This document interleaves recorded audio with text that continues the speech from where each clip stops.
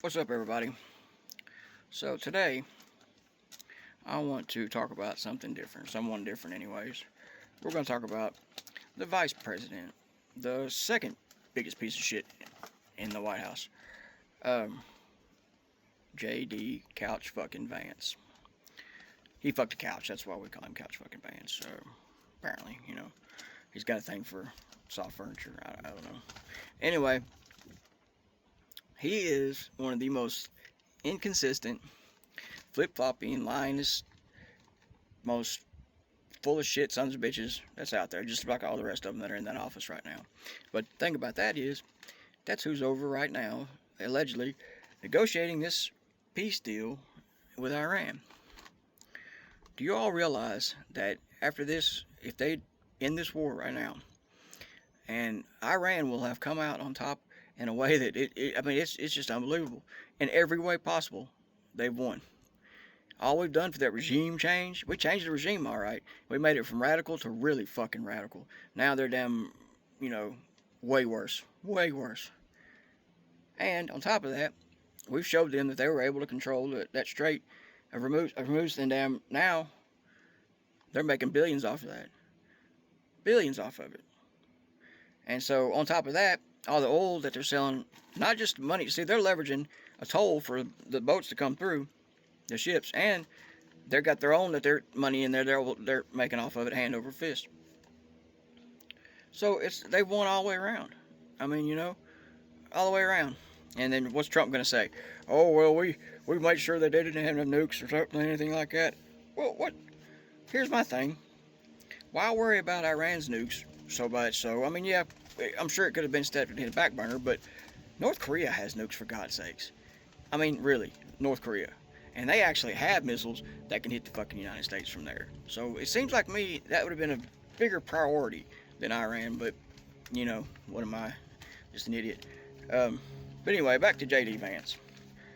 He once told the news when he was being interviewed back before the first time Trump was elected that he wouldn't vote for Trump no matter what to save his life. He would suck it up and go and vote for a Democrat before he would ever vote for Trump. He also called him Hitler, compared him to Hitler, said he was vile, said he was damn a total fraud. He couldn't stomach the sight of him or his presence. He called him, what else did he say? Oh yeah, he said he was like cultural heroin. Cultural heroin, yeah, it's hard to say for some reason.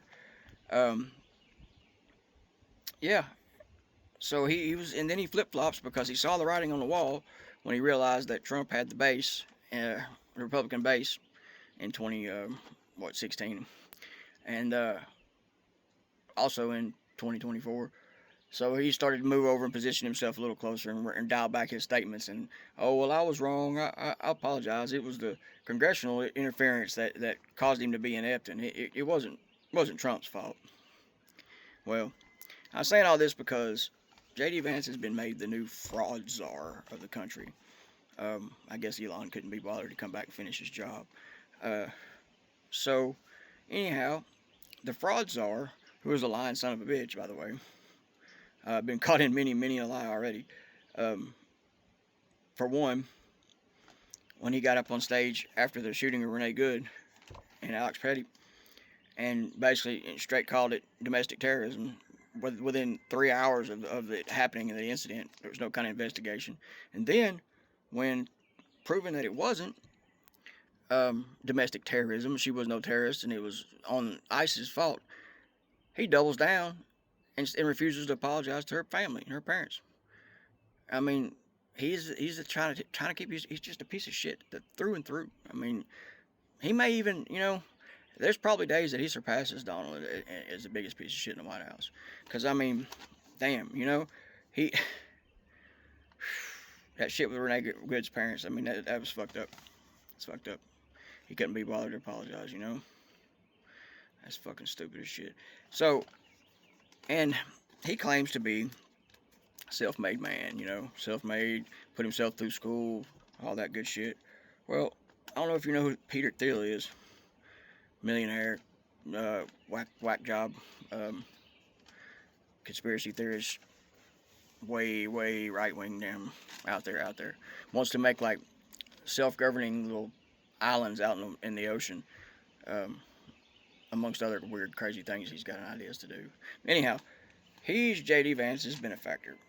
When J.D. was a young wee lad, getting ready to go to Ohio State, he met Till, who gave him several millions of dollars after he paid for his school, which, by the way, he did graduate from Yale after he went to Ohio State.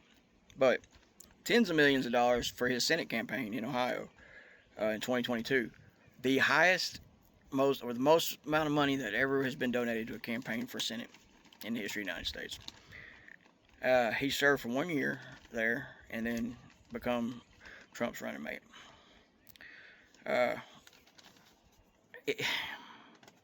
He claims to be a representative of Appalachia. Well, you know where I'm from and where I'm at. And got a book called Hillbilly Elegy. And he writes, on the cover of it, he's got a church, little church, Methodist church in Virginia that he says he went to and was his church growing up, and his faith was based out of there and all that good stuff. Well, when someone went to interview the people of that church, lo and behold, they didn't have any idea who the fuck he was. He'd never stepped foot in that church before, much less it meant that much to him. The cats and the dogs, they're eating the cats and the dogs. Y'all remember that? That's a lie that he made up. And he said it. He admitted it on the news that he made it up. Said that if that's what it takes to get Americans to listen to what we want them to say, basically, I'm going to lie. And he did. But that's the fraud czar, though, I'm sure he'll be honest and he'll do a diligent job on his way to ending all fraud here in the United States. Yep. Thank God we've got J.D. Couchfucker Vance. Fuck you, maggot.